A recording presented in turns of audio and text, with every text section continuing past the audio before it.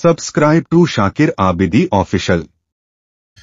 اعوذ باللہ من الشیطان الرجیم بسم اللہ الرحمن الرحیم الذین هم فی صلاتهم خاشعون صدق اللہ العظیم۔ یہاں سے 18واں پارہ ہے اور سورۃ المؤمنون شروع ہو رہی ہے۔ اس کے شروع میں چونکہ اللہ تبارک و تعالیٰ نے ایمان والوں کی کچھ صفات کا ذکر کیا ہے کہ اگر اہل ایمان ان چیزوں پر عمل کر لے، کوئی بھی ایک آدمی اگر ان چیزوں پر عمل کر لے تو وہ لازمی طور پر کامیاب ہو جائے گا۔ یہاں پر اللہ تبارک و تعالیٰ نے 7 ایکٹیویٹیز ذکر کی ہے، 7 صفات کا تذکرہ کیا ہے کہ کوئی بھی انسان ان 7 صفات کو اگر اپنے اندر پیدا کر لیتا ہے تو یقینی طور پر وہ بندہ کامیاب ہو جائے گا۔ اللہ تبارک و تعالیٰ نے فرمایا الذین هم فی صلاتهم خاشعون، کہ وہ لوگ اہل ایمان ہیں، ان کی خصوصیات یہ ہیں کہ وہ اپنی نمازوں میں ڈرتے ہیں اللہ تبارک و تعالیٰ سے۔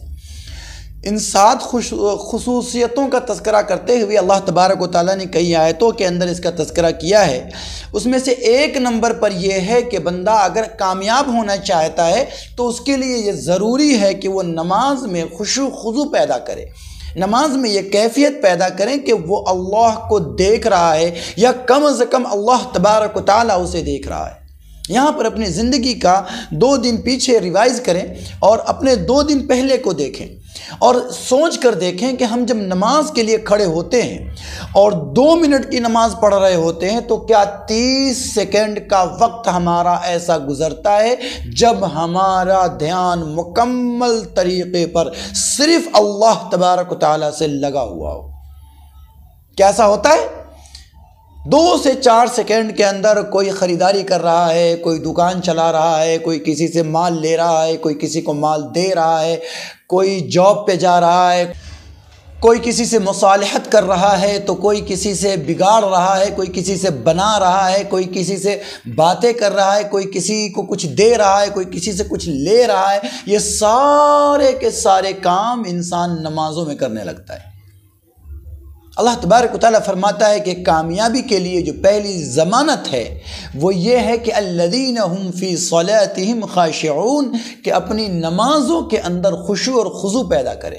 خشوع و خضوع کیا ہے؟ حضرت جبریل علیہ السلام نے آ کر نبی اکرم صلی اللہ علیہ وسلم سے پوچھا کہ اللہ کے نبی مل احسان، عبادت کی روح کیا ہے؟ تو حضور اکرم صلی اللہ علیہ وسلم نے ارشاد فرمایا ان تعبد اللہ کأنک تراہ وان لم تکن تراہ فإن یراک، کہ اللہ کی عبادت ایسے کرو جیسے کہ اللہ تبارک و تعالیٰ تمہیں دیکھ رہا ہے، اور اگر ایسی کیفیت پیدا نہ ہو سکے تو کم سے کم آخری درجہ یہ ہے کہ تمہارے دل میں یہ خیال رہے کہ میں اللہ کو نہیں دیکھ سکتا مگر اللہ تبارک و تعالیٰ مجھے دیکھ رہا ہے۔ تو پہلی چیز کامیابی کے لیے نمازوں کے اندر خشوع اور خضوع کا پیدا ہونا ہے۔ دوسری چیز اللہ تبارک و تعالیٰ نے کہا کہ فضول باتوں سے اور فضول کاموں سے پرہیز کرنا ہے۔ پہلا کام نمازوں کے اندر خشوع خضوع پیدا کرنا ہے۔ دوسرا کام فضول کاموں سے اور فضول باتوں سے پرہیز کرنا ہے۔ ہمیں کسی کی غیبت نہیں کرنی، کسی کی برائی نہیں کرنی، کسی کے بارے میں غلط نہیں بولنا، کسی کا عیب نہیں کھولنا، ہمیں ضرورت ہی نہیں ہے اس سے، یہ فضول کام ہے، یہ فضول باتیں ہیں، ہم کو اس سے کیا ضرورت ہے؟ ہمیں اپنے قبروں میں جانا ہے، ہم کسی اور کے قبر میں جانے والے نہیں ہیں، اس لیے ہمیں دوسروں کے پیچھے ہی نہیں پڑنا ہے۔ تو اللہ تبارک و تعالیٰ نے دوسرے نمبر پر کہا کہ فضول کاموں سے اور فضول باتوں سے پرہیز کرنا ہے۔ 2 شرطیں ہوئی۔ تیسری شرط ہے اللہ تبارک و تعالیٰ نے کہا کہ خود کو برے اخلاق سے پاک کرنا ہے۔ برے اخلاق سے پاک کرنے کا مطلب دل کا، نفس کا تزکیہ کرنا ہے۔ ہم دیکھتے ہیں کہ ہمارا لباس تو بہت سفید ہوتا ہے، بہت صاف ستھرا ہوتا ہے، کہیں گندگی لگی ہوئی نہیں ہوتی، مگر ہمارے دلوں کے اندر قدورتیں بھری ہوتی ہیں، ہمارے دلوں کے اندر بغض بھرا ہوا ہوتا ہے، ہمارے دلوں کے اندر نفرتیں بھری ہوئی ہوتی ہے، ہمارے دلوں کے اندر دشمنیوں نے جگہ بنا رکھا ہوتا ہے، ایمان کے لیے کوئی جگہ وہاں پہ نظر نہیں آتی، اچھے اخلاق کے لیے ہمارے دلوں میں کوئی جگہ نہیں ہوتی، اچھی باتوں کے لیے ہمارے دلوں میں کوئی جگہ نہیں ہوتی، اچھی چیزوں کے لیے ہمارے دلوں میں کوئی جگہ نہیں ہوتی، ہمدردی کی ہمارے دل کے اندر کوئی جگہ نہیں ہوتی، لوگوں کے ساتھ اچھے اخلاق سے پیش آنے کی ہمارے دل کے اندر کوئی جگہ نہیں ہوتی۔ اللہ تبارک و تعالیٰ نے کہا کہ نہیں، اچھے اخلاق دل کے اندر پیدا کرنا، یعنی اپنے اخلاق کو بری چیزوں سے پاک کرنا، یہ تیسری شرط۔ چوتھی شرط اللہ تبارک و تعالیٰ نے کہا کہ شرمگاہوں کی حفاظت کی جائے۔ عزتوں کی حفاظت کی جائے۔ اللہ کے نبی صلی اللہ علیہ وسلم نے ارشاد فرمایا تم مجھے 2 چیزوں کی ضمانت دے دو میں تمہیں جنت کی ضمانت دیتا ہوں۔ وہ 2 چیزیں کیا؟ وہ 2 چیزیں یہ ہیں کہ اللہ کے نبی نے فرمایا کہ جو زبان ہے اس زبان کی مجھے ضمانت دے دو کہ تم اس سے کسی کو تکلیف نہیں پہنچاؤ گے، کوئی غلط کلمہ کوئی غلط لفظ زبان سے نہیں نکالو گے، میں تمہیں جنت کی ضمانت دوں گا۔ ایک اور چیز کی اگر ضمانت دے دو، وہ دوسری چیز کیا؟ اگر تم 2 پیروں کے بیچ میں اللہ تبارک و تعالیٰ نے جو شرم کی جگہ بنائی ہے اس کی ضمانت دے دو کہ اس سے کوئی گناہ نہیں کرو۔ ان 2 چیزوں کی ضمانت دے دو میں تمہیں جنت کی ضمانت دیتا ہوں۔ تو اللہ تبارک و تعالیٰ نے 4 نمبر پر کہا کہ شرمگاہ کی حفاظت کرنی ہے، اور 5ویں نمبر پر کہا کہ امانتوں کا خیال کرنا ہے۔ اللہ نے جو امانتیں آپ کے پاس رکھی ہیں ان امانتوں کا خیال کرنا ہے، انسانوں کی جو امانتیں آپ کے پاس ہیں ان امانتوں کا خیال کرنا ہے۔ ہمارے یہاں یہ بہت ہوتا ہے کہ اگر انسانوں نے کسی کے پاس کوئی امانت رکھی تو اس کا تو بڑا خیال کیا جاتا ہے۔ ایسا کرتے ہیں لوگ ماشاءاللہ، جن کو اللہ تبارک و تعالیٰ نے توفیق دے رکھی ہیں وہ ان امانتوں کا خیال کرتے ہیں، لیکن اللہ نے جو امانتیں دی ہیں ان امانتوں کا کوئی خیال نہیں کرتے، بالکل نہیں کرتے۔ اللہ تبارک تعالیٰ نے آنکھیں دی ہے، یہ امانت ہے، اس سے غلط چیز نہیں دیکھنا ہمیں۔ کان دی اللہ تبارک و تعالیٰ نے، یہ امانت ہے، اس سے غلط نہیں سننا۔ زبان دی اللہ تبارک و تعالیٰ نے، یہ اللہ کی امانت ہے، اس سے غلط بات نہیں کہنی۔ اولاد دی اللہ تبارک و تعالیٰ نے، یہ اللہ کی امانت ہے، اس کو دینی تعلیم اور دینی احکام سے واقف کرانا ہے۔ یہ ساری چیزیں جو اللہ تبارک و تعالیٰ نے ہمیں عطا فرمائی ہیں یہ ساری کی ساری چیزیں اللہ تبارک و تعالیٰ کی امانت ہے، تو امانتوں میں خیانت نہ کی جائے۔ انسانوں کی امانت میں بھی کسی کی کوئی چیز آپ کے پاس رکھی ہوئی ہے، کسی کی کوئی چیز مل گئی آپ کو، تو اس کو اسی طریقے سے اس تک پہنچا دی جائے۔ اور 6 نمبر پر ہے وعدہ کا پورا کرنا۔ وعدہ کا پورا کرنا، انسان جب وعدہ کرے تو وعدہ خلافی نہ کرے۔ مومن وہ ہے جو وعدہ کرے تو وعدے کو پورا کرے، وعدہ خلافی نہ کرے۔ اکثر آدمی ہوتے ہیں، اکثر لوگ ایسا کرتے ہیں کہ وہ بات بات پہ قسمیں کھا جاتے ہیں، وعدہ کر لیتے ہیں اور وعدہ کر کے بھول ہی جاتے ہیں، مطلب وہ کرتے ہی وعدہ اس لیے کہ ہمیں اسے پورا نہیں کرنا ہے، سامنے والے کو وعدوں پہ ٹال دینا ہے، تو وعدہ کرتے ہی اسی لیے۔ اللہ تبارک و تعالیٰ فرماتا ہے کہ نہیں، کامیابیوں کی شرائط میں سے ایک شرط یہ ہے کہ بندہ اپنے کیے گئے وعدے کو مکمل کرے۔ اور 7ویں نمبر پر اللہ تبارک و تعالیٰ نے کہا کہ نمازوں کی پابندی کرے۔ سارے اعمال کر لے بندہ، ایمان کے بعد سارے اعمال کر لے بندہ، نماز نہ پڑھتا ہو تو کوئی عمل قابل قبول نہیں ہے۔ نماز سے انکار یا نماز سے فرار، یعنی نماز نہ پڑھنا یا نماز پڑھنا نہیں چاہنا، یہ سیدھے سیدھے اللہ تبارک و تعالیٰ کے سامنے جھکنے سے بھاگنا ہے، جھکنے سے انکار کرنا ہے۔ یہ بہت بڑا جرم ہے کہ جس نے پیدا کیا، جس کا حق تھا کہ اس کی عبادت کی جائے، اس کے سامنے بندہ جھکنے سے، سجدہ کرنے سے بھاگ رہا۔ تو اللہ تبارک و تعالیٰ نے کامیابی کی یہ 7 ایکٹیویٹیز بتائی ہیں، 7 صفات بتائی ہیں مومنین کی، کہ یہ 7 صفتیں اگر کسی کے اندر پیدا ہو جائے تو وہ بندہ لازمی طور پر دنیا اور آخرت دونوں میں کامیاب ہو جائے گا۔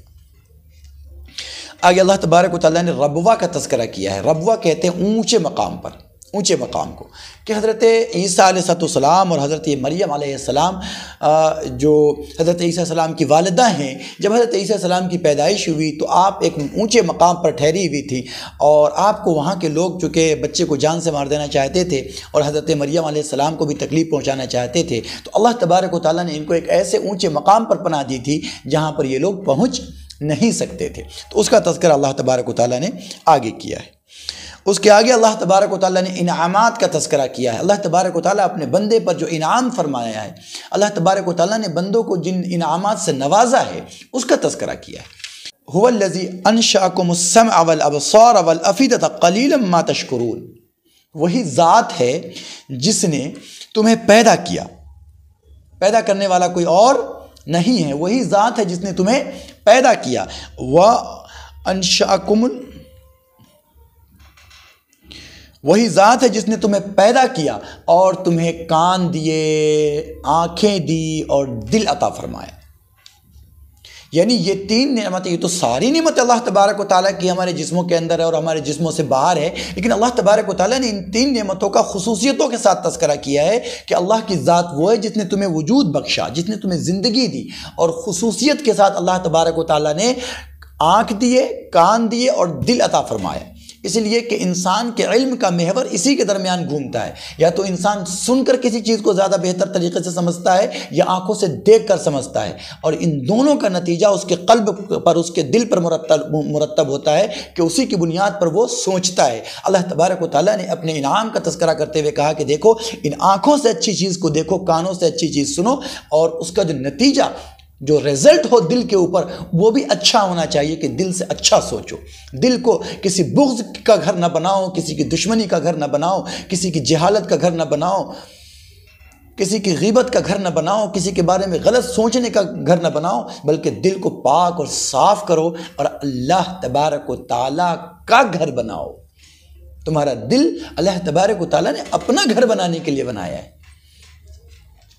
پھر آگے اللہ تبارک و تعالیٰ نے عذاب اور وعید کا تذکرہ کیا ہے کہ دیکھو، یہ تو انعامات ہیں، لیکن اگر ان انعامات کو تم نے غلط طریقے سے استعمال کیا، ان انعامات کو تم نے اگر اللہ تبارک و تعالیٰ کے مرضی کے مطابق استعمال نہ کیا تو پکڑے جاؤ گے، تو سزائیں ہوں گی۔ اللہ تبارک و تعالیٰ نے فرمایا قُلْ رَبِّ إِمَّا تُرِيَنِّي مَا تُوعَدُونَ، اے پروردگار عالم، نبی اکرم صلی اللہ علیہ وسلم کی زبان سے کہلوایا جا رہا ہے کہ پروردگار عالم، اگر آپ ان پر کوئی عذاب بھیجنے والے ہیں، جو عذاب آپ ان کو دینے والے ہیں، وہ عذاب چاہے دنیا میں دیں یا آخرت میں دیں، تو اگر آپ دنیا میں ان پر کوئی عذاب نازل فرماتے ہیں تو پروردگار عالم ہم کو اس سے محفوظ فرما کر رکھیے۔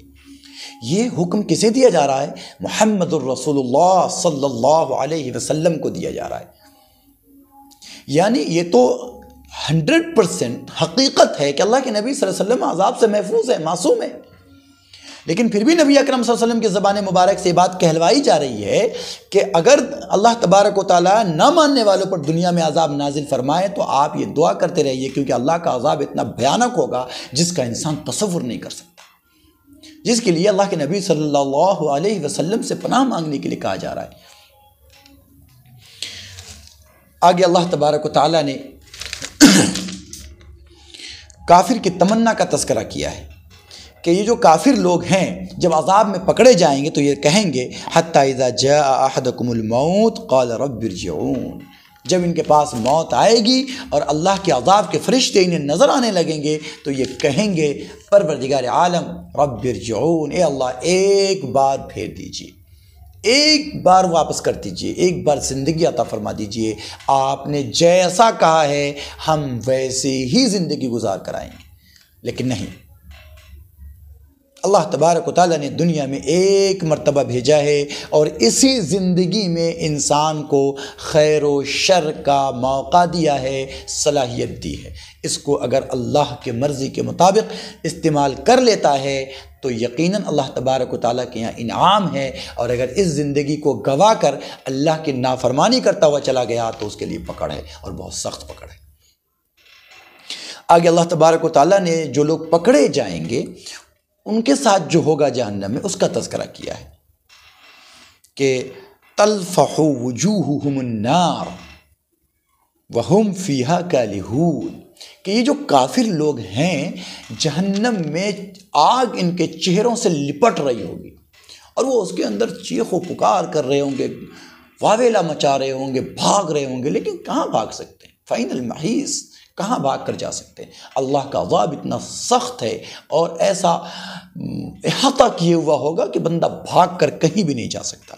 اللہ تبارک و تعالیٰ نے کہا کہ یہ جو بندے ہیں یہ اس دن پکار رہے ہوں گے کہ اللہ ہمیں بچا لیجئے، بچا لیجئے، بچا لیجئے۔ اللہ تبارک و تعالیٰ کی طرف سے کہا جائے گا کہ تمہیں موقع دیا گیا اللہ تبارک و تعالیٰ کی عبادت کا، لیکن تم نے اس موقع کو گوا دیا، اس لیے آج بچنے کی کوئی جگہ نہیں ہے۔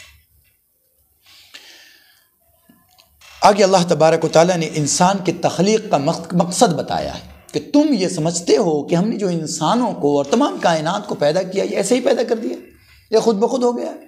ایسا نہیں ہے، یہ نہ خود بخود ہو گیا ہے اور نہ ہی ہم نے ایسے ہی پیدا کر دیا۔ افحسبتم انما خلقناکم عبثا، کیا تم یہ سمجھتے ہو کہ ہم نے ان ساری چیزوں کو اور تمہیں بیکار پیدا کر دیا ہے؟ نہیں، ہم نے بیکار پیدا نہیں کیا۔ بلکہ ہم نے تو پیدا کیا ہے اس لیے تاکہ تمہیں آزما سکے، لنبلوکم، تاکہ تمہیں آزما سکے، ایکم احسن عملا، کہ تم میں سے کون بہتر عمل کرنے والا ہے۔ ہم تمہیں آزما سکے کہ تم ہماری عبادت کی طرف آتے ہو یا میرے انکار کی طرف جاتے ہو۔ ہم نے جو تمہیں زندگی کی نعمت دی ہے، اس زندگی کی نعمت کو تم میرے مرضی کے مطابق استعمال کرتے ہو یا اپنی مرضی کے مطابق استعمال کرتے ہو۔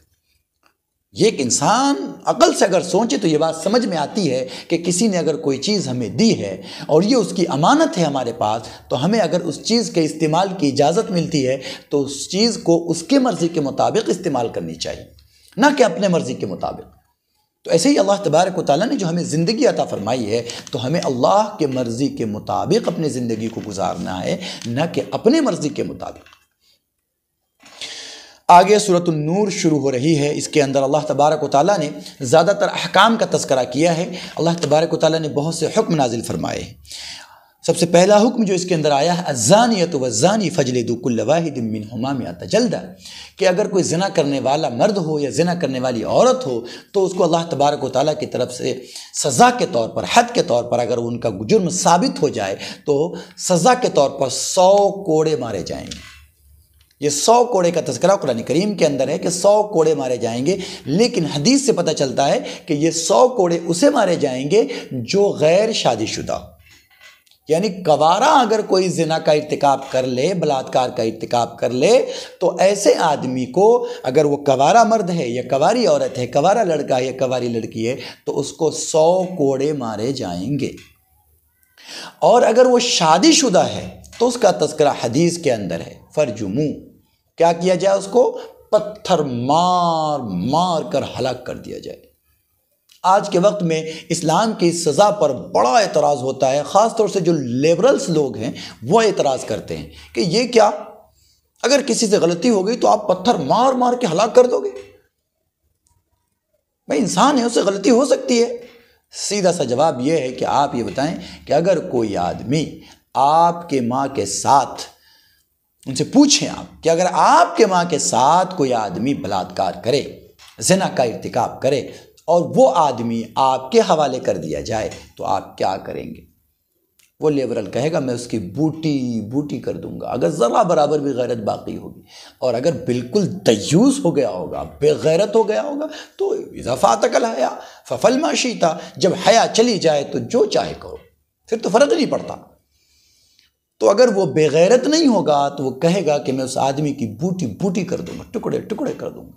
تو اپنی ماں کے ساتھ بلاत्कार کرنے والے کے لیے ایک پیمانہ، ایک سزا، اور اگر کسی دوسرے کی ماں، کسی دوسرے کی بہن، کسی دوسرے کی بیٹی کے ساتھ اگر کوئی آدمی یہی جرم کرتا ہے تو اس کے لیے الگ پیمانہ۔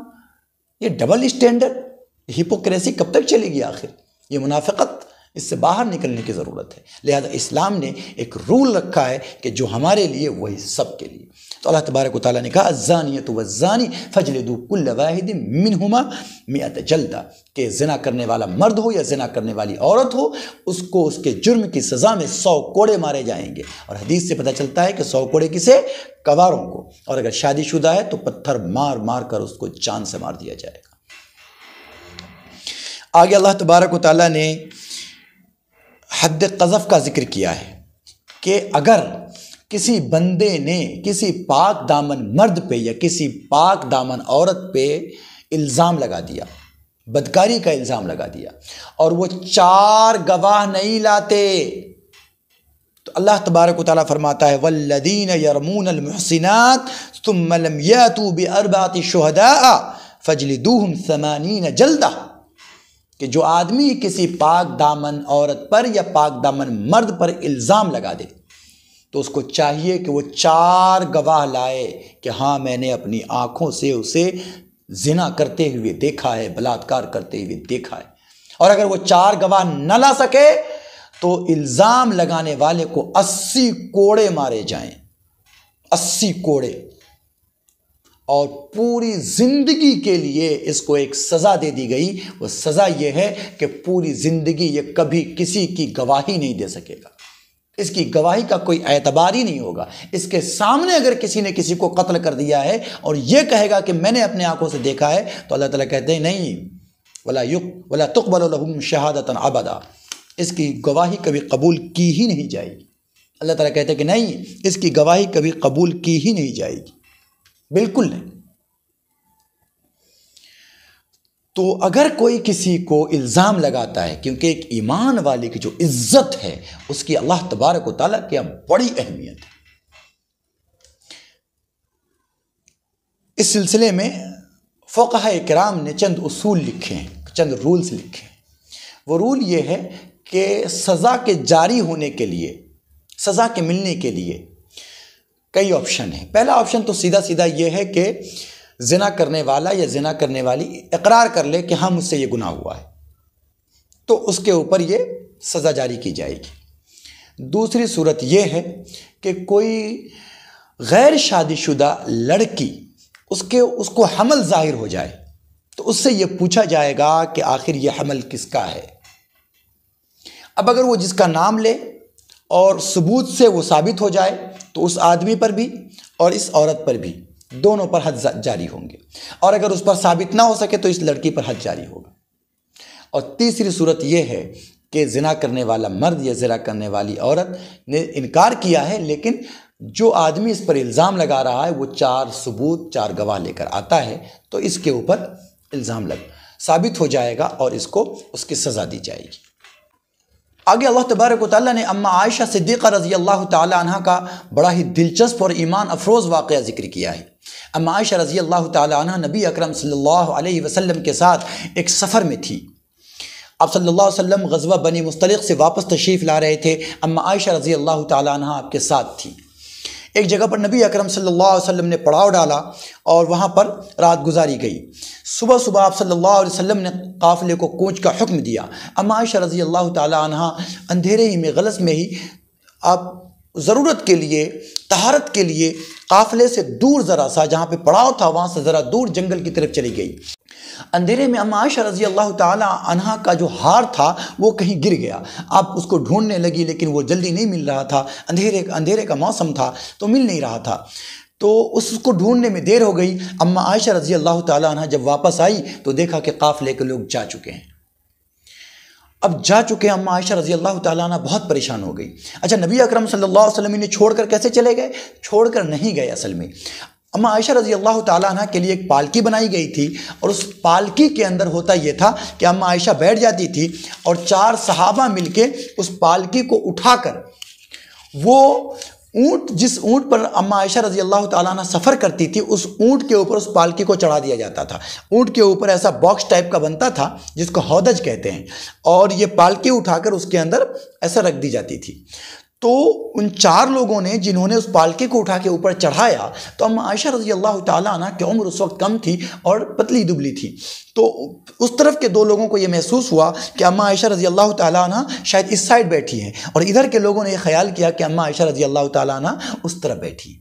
اس طریقے سے وہ پالکی چڑھا دی گئی، کسی نے اندر جھانک کے تو دیکھا نہیں، اور دیکھنے کی جرات بھی نہیں کر سکتے تھے۔ اب نبی اکرم صلی اللہ علیہ وسلم نے بھی سمجھا کہ اما عائشہ رضی اللہ تعالیٰ عنہ سوار کر لی گئی، اور قافلہ وہاں سے آگے چلا گیا۔ اما عائشہ رضی اللہ تعالیٰ عنہ جب جنگل کی طرف سے واپس آئی تو دیکھی کہ سب لوگ جا چکے ہیں۔ اب بہت پریشان ہوئی، ظاہر بات ہے پریشانی کی وجہ ہی ہے، لیکن قافلوں کا ایک طریقہ ہوتا ہے کہ قافلے کے پیچھے 1 یا 2 آدمی چھوڑے جاتے ہیں کہ جب قافلہ کوچ کر جائے، قافلہ وہاں سے آگے بڑھ جائے تو وہاں پر دیکھ لے کہ کسی کی کوئی چیز وہاں چھوٹی تو نہیں ہے۔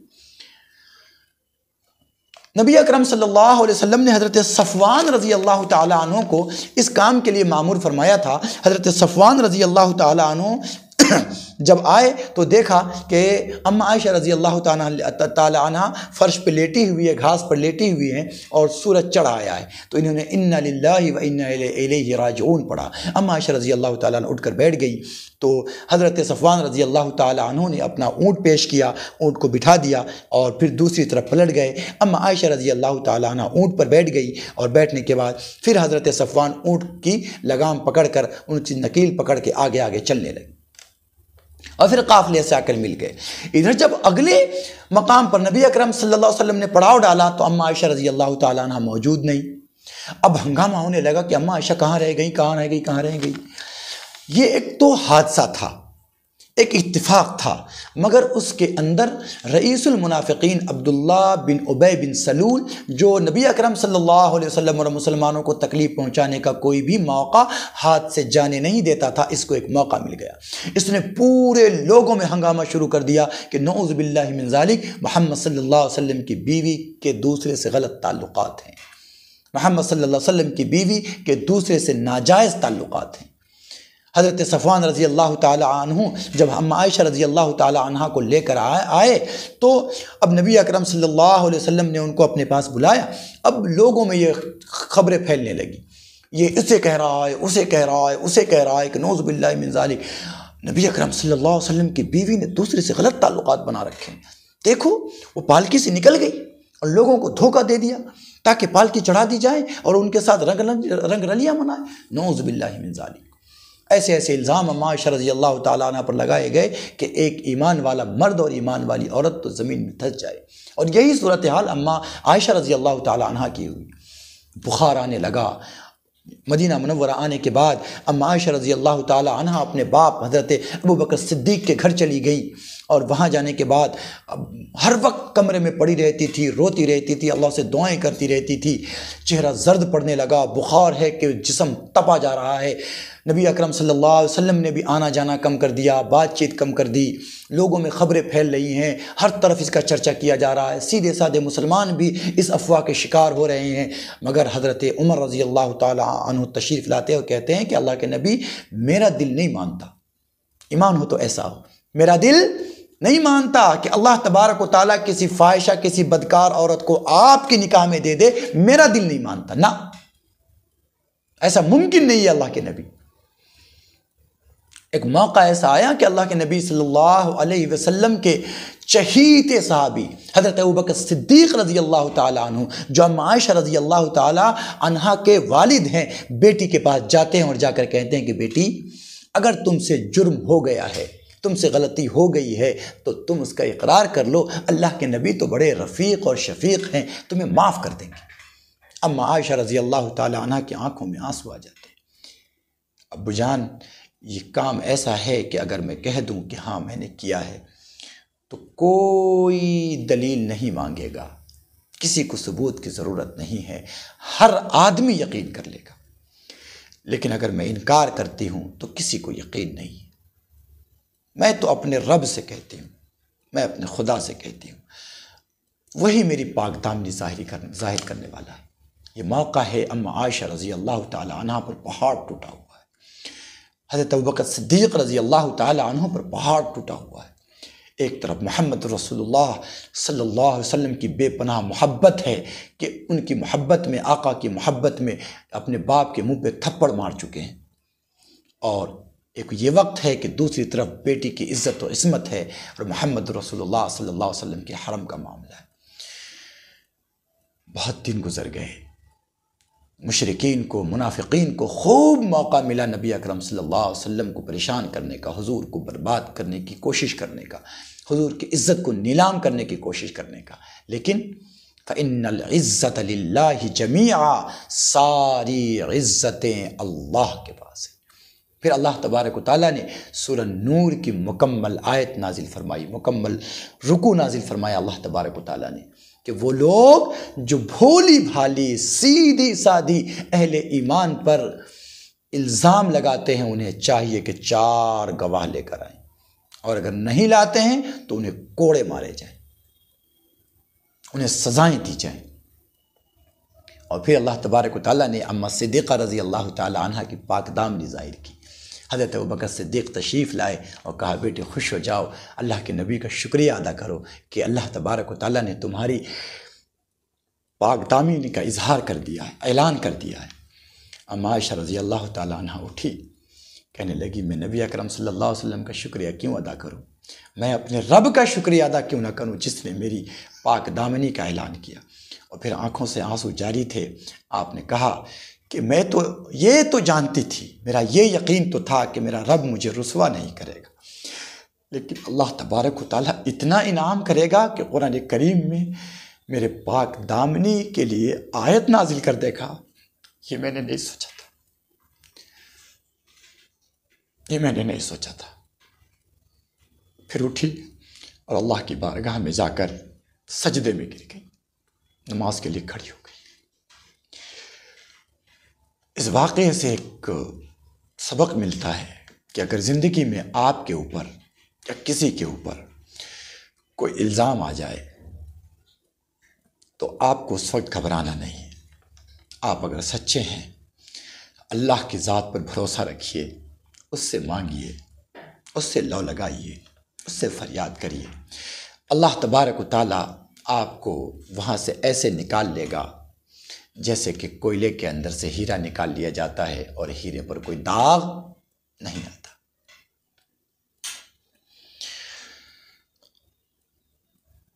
آگے اللہ تبارک و تعالیٰ نے اہل علم کو ایک حکم عطا فرمایا ہے۔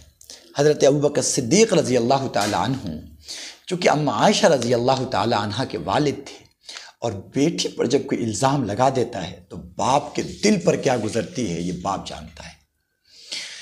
کچھ سیدھے سادھے صحابہ تھے جو اس پروپیگنڈے کا شکار ہو گئے تھے۔ اس میں سے ایک صحابی ہے حضرت مصطح رضی اللہ تعالیٰ عنہ۔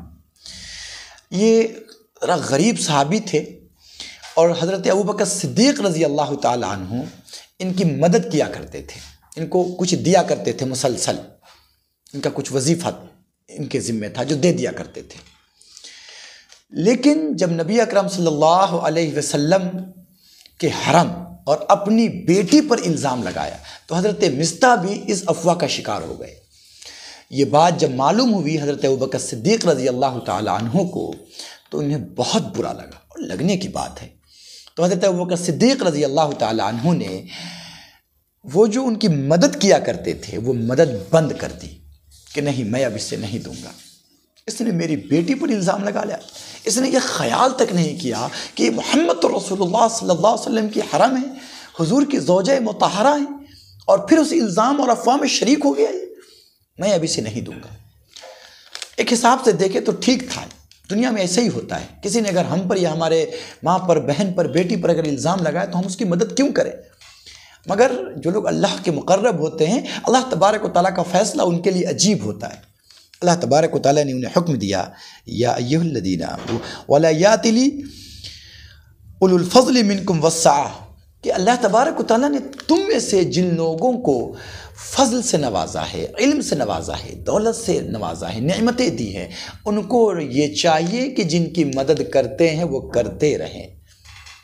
وہ اگر نادانی کی وجہ سے آپ کو تکلیف پہنچا بیٹھے ہیں تو آپ کے لیے یہ ضروری ہے کہ آپ ان کے جیسے نہ ہو جائیں۔ اللہ آپ کو دے رہا ہے، آپ اگر اپنے لیے اس کو دے رہے تھے تو بند کر لیجیے، لیکن اگر آپ اللہ کے لیے دے رہے تھے تو اللہ آج بھی موجود ہے، آج بھی اسے دیتے رہیے۔ ہم اپنی زندگی میں نظر ڈال کر دیکھیں کہ ہم اگر کسی کے ساتھ کوئی احسان کرتے ہیں، ہم اس سے اس کا بدلہ چاہتے ہیں، ہم چاہتے ہیں کہ وہ ہمارے ساتھ ہماری باتوں میں رہے، ہم جیسا کہیں ویسا سنیں، ہماری بات مانے۔ اگر وہ ہماری بات نہیں مانتا، ہماری کسی بات کے خلاف ہو جاتا ہے تو ہم اس مدد کو روک دینا چاہتے ہیں۔ اس کا مطلب یہ ہوا کہ ہم جو اس کے ساتھ مدد کر رہے تھے وہ مدد اپنے لیے تھی، اللہ کے لیے نہیں تھی۔ اگر یہ مدد اللہ کے لیے تھی اور ہے تو یہ مدد جاری رہنی چاہیے۔ اللہ تعالیٰ نے اہل علم کو اور اہل نعمت کو، جس کو اللہ نے مال و دولت سے نوازا ہے، ان کو یہ حکم دیا کہ جن کی مدد کرتے ہیں وہ مدد جاری رکھیں۔ آگے اللہ تبارک و تعالیٰ نے ایک حکم عطا فرمایا ہے، ایک حکم بیان کیا ہے جو عام زندگی کے لیے بہت عمدہ حکم۔ اس آیت کے اندر اللہ تبارک و تعالیٰ نے یا ایھا الذین آمنوا لا تدخلوا بیوتا غیر بیوتکم، اس آیت کے اندر اللہ تبارک و تعالیٰ نے ایک بہت بہترین اصول بتایا ہے۔ ہم آپس میں ایک دوسرے رشتہ دار کے گھر میں، اپنے جاننے والوں کے گھر میں جب جاتے ہیں سیدھا منہ اٹھا کر چلے جاتے ہیں۔ اللہ تبارک و تعالیٰ نے منع فرمایا، نہیں اے ایمان والو، اگر تم ایمان رکھتے ہو تو تمہارے لیے ضروری ہے کہ تم جب کسی کے گھر میں جاؤ تو اجازت لے کر جاؤ۔ کسی کے بھی گھر میں جاؤ تو اجازت لے کر جاؤ، بنا اجازت کے اندر داخل نہ ہونا۔ اے ایمان والو، یا ایھا الذین آمنوا، اے ایمان والو، لا تدخلوا بیوتا غیر بیوتکم، اپنے گھر کے علاوہ کسی دوسرے کے گھر میں داخل نہ ہو۔ گھر تین طرح کے ہوتے ہیں، ایک وہ گھر ہے جو میرا ہے، جس میں صرف میں رہتا ہوں، وہاں جاتے ہوئے کسی کی اجازت لینے کی ضرورت نہیں ہے۔ ایک گھر وہ ہے جس میں دوسرے لوگ بھی رہتے ہیں، تو وہاں جانے کے لیے اجازت لینے کی ضرورت ہے. رشتہ دار رہتے ہیں، ان کے وہاں جانے کے لیے اجازت لینے کی ضرورت ہے، چاہے وہ گھر میرا ہو، لیکن اور بھی رشتہ دار اگر وہاں رہتے ہیں تو اس میں داخل ہونے سے پہلے اجازت لینے کی ضرورت ہے. ماں ہے، بیٹی ہے، بہن ہے، بھائی ہے، بھابھی ہے، اگر رہتے ہیں ہمارے گھر کے اندر جس گھر میں، تو اس گھر میں داخل ہونے سے پہلے اجازت لی جائے. ایک صحابی نے پوچھا اللہ کے نبی کیا ہم ماں کے پاس بھی اجازت لے کر جائیں، وہ تو میری ماں ہے. تو کیا اللہ کے نبی صلی اللہ علیہ وسلم نے کہا کہ کیا تم یہ پسند کرتے ہو یا کرو گے کہ تم اپنے ماں کو بے پردہ دیکھو؟ کہا اللہ کے نبی یہ کیسے ممکن ہے؟ تو کہا پھر ماں کے پاس بھی جاؤ تو اجازت لے کر جاؤ. تو اگر بندہ ایسے گھر میں جا رہا ہے جس میں صرف وہ رہتا ہے، کوئی نہیں رہتا، تو وہاں کسی سے اجازت لینے کی ضرورت نہیں ہے. لیکن اگر بندہ ایسے گھر میں جا رہا ہے جس میں چاہے وہ خود رہتا ہو یا نہ رہتا ہو لیکن دوسرے لوگ بھی رہتے ہوں، تو وہاں اجازت لینا کمپلسری ہے، لازم ہے، ضروری ہے. اور ایک ایسا گھر جو گھر عبادت خانہ ہے جس میں کوئی بھی نہیں رہتا، مسجد ہے، تو ایسی جگہوں پر جانے کے لیے کسی کی اجازت کی ضرورت نہیں ہے. اللہ تعالیٰ کی طرف سے اجازت ہے کہ آپ جب چاہو ہمارے گھر میں آ جاؤ. اللہ کا گھر ایسا ہے جہاں کے لیے اجازت ہے کہ جب چاہو ہمارا دروازہ کھلا ہے، ہمارے بارگاہ میں آ جاؤ. آگے اللہ تبارک و تعالیٰ نے اہل ایمان کو یہ حکم دیا ہے کہ اگر تم چاہتے ہو کہ تمہاری عزتیں محفوظ رہیں اور تم سے دوسروں کی عزتیں محفوظ رہیں تو اس کے لیے ایک کام کرنا ہے. مرد کو ایک کام اور عورت کو دو کام. مرد کو اللہ تبارک و تعالیٰ نے حکم دیا قُلْ لِلْمُؤْمِنِينَ يَغُضُّوا مِنْ أَبْصَارِهِمْ، اہل ایمان سے کہیے اپنی نظریں نیچی رکھیں، وَيَحْفَظُوا فُرُوجَهُمْ، اور اپنے شرمگاہوں کو محفوظ رکھ کے اس کی حفاظت کریں. 2 کام مردوں کو اور 3 کام عورتوں کو اللہ تبارک و تعالیٰ نے کہا. مردوں کو 2 کام کیا؟ اپنی نظروں کو نیچی رکھیں. یعنی اللہ تبارک و تعالیٰ چونکہ عالم الغیب ہے، اللہ تعالیٰ جانتا ہے اور جانتا تھا، اللہ کا علم ازلی ہے کہ ایک زمانہ ایسا آ جائے گا کہ بندہ سڑک پہ چلے گا اور باہر لوگ بنا کپڑے کے پھر رہے ہوں گے. جیسا کہ آج ہمارا معاشرہ ہے، ہماری سوسائٹی ہے کہ خواتین ایسا لباس پہن کر نکلتی ہے کہ انسان کو اپنی نظر کی حفاظت کرنی مشکل ہو جاتی ہے. اللہ تبارک و تعالیٰ نے پہلے ہی ایمان والوں کو کہا کہ اگر وہ کوئی ایسا لباس پہنے جس سے اس کے جسم کا ابھار نظر آ رہا ہو، اس کے جسم نظر آ رہے ہوں، اس کے کھلے ہوئے بال نظر آ رہے ہوں، یغضوا من ابصارہم، اپنی نظروں کو نیچے جھکا لو، نیچی کر لو. ویحفظوا فروجہم، اور اگر اس کی طرف سے دعوت بھی ہو گناہ کی، وہ تمہیں مائل بھی کرنا چاہے، تب بھی اپنے شرمگاہ کی حفاظت کرو، تمہیں گناہ میں ملوث نہیں ہونا ہے. اور عورتوں کے لیے بھی یہی حکم ہے کہ اپنے نظروں کو نیچی رکھو، اپنے شرمگاہ کی حفاظت کرو. اور ایک حکم اور کیا ہے کہ اپنے جسم کا پردہ بھی کرو. تو عورتوں کے لیے 3 حکم ہے کہ پردہ بھی کرو اور نظروں کی حفاظت بھی کرو اور شرمگاہ کی حفاظت بھی کرو، گناہ سے بھی بچو. اب آج کے وقت میں ہماری عورتیں یہ سمجھتی ہیں کہ صرف مرد ہمیں نہیں دیکھ سکتا، ہم مردوں کو دیکھ سکتے ہیں، ہمارے لیے دیکھنے میں کوئی مذائقہ نہیں ہے. یہ خیال غلط ہے. جس طریقے سے مردوں کا عورتوں کو دیکھنا کسی غلط نظر سے غلط ہے، ایسے ہی عورتوں کا مردوں کو ٹکٹکی باندھ کر دیکھتے رہنا یہ بھی غلط ہے. آگے اللہ تبارک و تعالیٰ نے ایک عجیب بات ارشاد فرمائی ہے کہ اللہ نور السماوات والارض، اللہ تبارک و تعالیٰ تمام کائنات کا نور ہے. یعنی تمام کائنات میں جو روشنی ہے وہ اللہ تبارک و تعالیٰ کی ذات کی وجہ سے. آپ جانتے ہوں گے، اگر آپ نے پڑھا ہے فزکس وغیرہ پڑھا ہے تو آپ جانتے ہوں گے کہ ہمارا جو یہ اسپیس ہے یہ پورا ڈارکنیس ہے، اندھیرا ہے. جہاں جہاں سورج ہے اس کی روشنی جہاں تک پہنچتی ہے وہاں تک پہنچتی ہے. ادروائز جو ہمارا اسپیس ہے، ہمارا جو یونیورس ہے، یہ پورا کے پورا یونیورس اندھیرا ہے، اس میں روشنی نہیں ہے. روشنی کرنی پڑتی ہے. اسپیس کا جو اصل ہے، جو نیچرل ہے، وہ اندھیرا ہے، ڈارکنیس ہے، اس میں روشنی کرنی پڑتی ہے. اللہ تبارک و تعالیٰ فرماتا ہے اللہ نور السماوات والارض، زمین و آسمان میں جو ہر جگہ اندھیرا ہے، اس اندھیرے کو روشنی میں بدلنے والی ذات صرف اللہ کی ہے. کوئی دنیا کی طاقت ان اندھیروں کو روشنی میں نہیں بدل سکتی.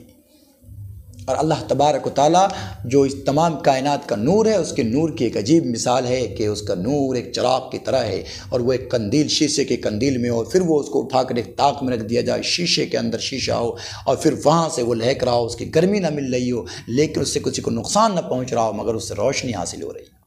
اللہ تبارک و تعالیٰ کی ہدایت کا نور بھی اسی طریقے سے ہے کہ وہ اہل ایمان کے دل کے اندر ہوتا ہے، کسی کو نقصان نہیں پہنچتا مگر اس سے لوگوں کو فائدہ پہنچتا ہے. اللہ تبارک و تعالیٰ نے کافروں کے اعمال کے بارے میں آگے کہا کہ دیکھو اگر اللہ کا نور اپنے سینے میں نہیں بساؤ گے تو تم دنیا میں کچھ بھی کر لو، کچھ بھی کر لو، تمہیں اس کا فائدہ ملنے والا نہیں ہے۔ اللہ تعالیٰ نے کہا کہ والذین کفروا اعمالہم کسراب بقیۃ، کہ وہ لوگ جو ایمان نہیں لاتے، جو کفر کرتے ہیں، جو اللہ کا انکار کرتے ہیں، ان کے اعمال کی مثال ایسی ہے جیسے سراب ہو سامنے۔ سراب کہتے ہیں دھوکے کو۔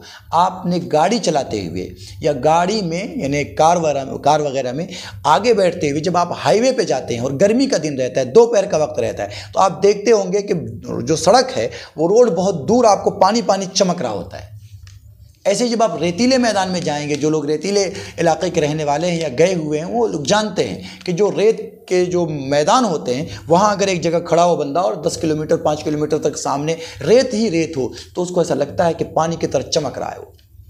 وہ اصل میں پانی ہوتا نہیں ہے، وہ نظروں کا دھوکہ ہوتا ہے۔ جیسے کہ ہم گاڑی چلاتے ہوئے دیکھتے ہیں کہ سڑکوں کے اوپر دور ایسا لگتا ہے کہ پانی پانی، ہم قریب جاتے رہتے ہیں اور وہ پانی ختم ہوتا رہتا ہے، تو وہ اصل میں دھوکہ ہے۔ اللہ تبارک و تعالیٰ نے کافروں کے اعمال کو اسی دھوکے سے تعبیر کیا ہے کہ وہ چاہے کتنا بھی اچھا کام کر لے، وہ سمجھتا ہے کہ کل قیامت میں اس کو جس طرح سے انسان پیاسا ہو اور دور دیکھے کہ پانی اور بھاگتا جائے گا، وہ سمجھتا ہے کہ میری پیاس بجھ جائے گی، میری پیاس بجھ جائے گی، میں وہاں سے پانی حاصل کر لوں گا۔ اللہ تعالیٰ فرماتا ہے کہ نہیں، اس کو کبھی بھی پانی نہیں مل سکتا۔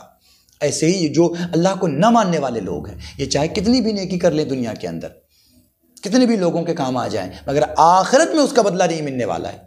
دنیا میں اللہ تعالیٰ اس کا بدلہ دے دے وہ اس کی مرضی پر ہے، لیکن آخرت میں اس کا بدلہ ملنے والا نہیں ہے، دھوکہ ہے اس کا۔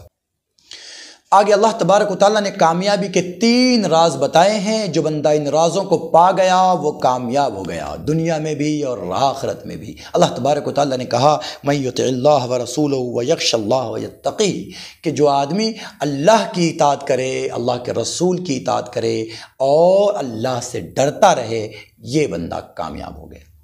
اس لیے اگر آپ کامیابی چاہتے ہیں تو ان 3 کاموں کو اپنی زندگی میں پیدا کیجئے۔ اللہ سے ڈریے، محمد الرسول اللہ کی اطاعت کیجئے، اللہ کی اطاعت کیجئے۔ یہ 3 کام اگر آپ نے کر لیا، دنیا بھی سنور جائے گی اور آخرت بھی۔ آگے اللہ تبارک و تعالیٰ نے پھر مسلمانوں کی تعریف کرتے ہوئے کہا ہے اور کافرین کی مذمت کرتے ہوئے کہا ہے کہ انما المؤمنون الذین آمنوا باللہ ورسولہ، کہ جو لوگ اہل ایمان ہیں، جو اللہ پر، اللہ کے رسول صلی اللہ علیہ وسلم پر ایمان رکھتے ہیں، ان کی خصوصیت یہ ہے کہ اللہ اس کے رسول کے کسی کام میں یہ جی نہیں چراتے۔ اللہ اس کے رسول نے جیسا حکم دیا ویسا کر گزرتے ہیں۔ اصل میں یہ ایک واقعے کی طرف اشارہ ہے، اس کا ایک شان نزول ہے کہ نبی اکرم صلی اللہ علیہ وسلم نے خندق کے موقع پر، جنگ خندق کے موقع پر جب خندق کھودنے کا حکم فرمایا، فیصلہ فرمایا، تو صحابہ کرام تندہی کے ساتھ اس میں کام میں لگ گئے۔